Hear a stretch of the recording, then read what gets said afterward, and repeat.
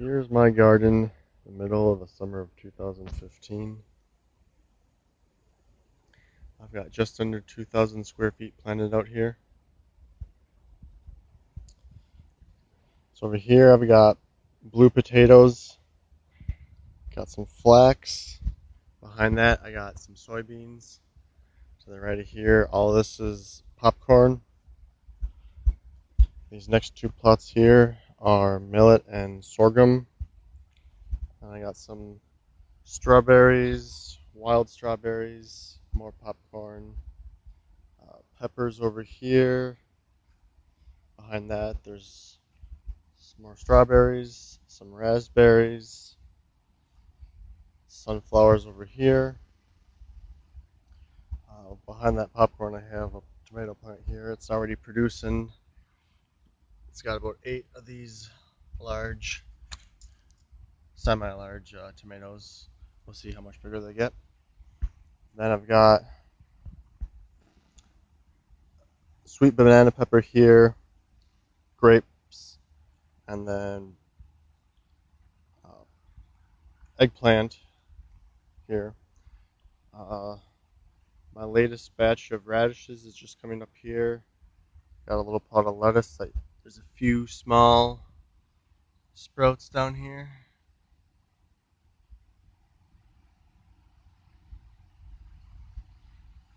And this is a plot of spinach that's also just sprouting. On these trellises in this back row here, that's all pepper. It's not really growing that fast. This is the biggest one. And then there's carrots behind that and kale behind that. Oh, and then we got our sandhill crane that stands outside my garden every day to protect it or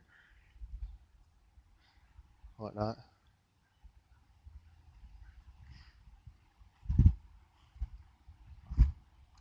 All right, then on the other side of my garden, I've got one blueberry plant that sprouted from the seeds that I got from some blueberries that were up in Canada, and then some strawberry plants. Actually, both of these plots behind it are both strawberry. This closer one has these really small, very tasty berries. They don't get any bigger than this, so it's pretty small for strawberry, closer to a raspberry in size, but it packs a punch of flavor. And these other ones over here, they get quite a bit larger, and they're still tasty, it's just not as much. So then here I've got 3 rows of barley. I'll see if I can't make some beer with it. And behind that I've got some tomatoes. These have gotten pretty tall already. These ones have just started flowering. I haven't seen any tomatoes on them yet. There's some celery here.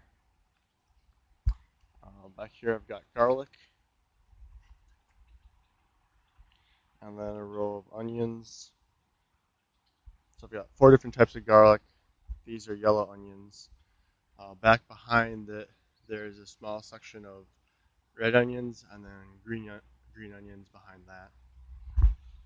And these sunflowers, they're getting pretty tall. Probably not the best place to put them. They're going to shade out some of my other plants. And I got 4 rows of beans here. I got kidney beans, pinto beans, black beans, and green beans.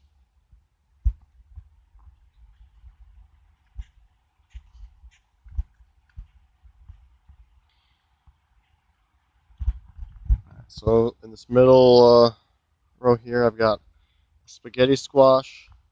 His vines are taken off. Here's a cucumber.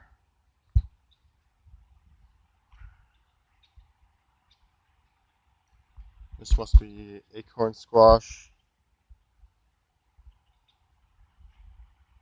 Maybe that one's an acorn squash. I think they're both a type of squash. One's a long neck and one's an acorn. And then sugar baby watermelon. Let's see, this one's crimson sweet watermelon. And here it's a small sugar pumpkin. Here I've got a mix of different clovers between red, uh, white, and crimson. Mostly just as a cover crop to see how well that does. And it's gotten pretty thick in here, so there's a lot of biomass that this has created. So as a cover crop, I think these work quite well. Here's some barley that's just about ready to harvest. It's still drying. Some of them are some of the grains are still rather wet. They're pretty sweet though, so it's fun to just pull a couple off and chew on every once in a while. Here I've got some oats, more carrots over here. Here I've got some sweet corn. It was, what's that saying, knee high by the 4th of July? It was over waist high by the 4th of July.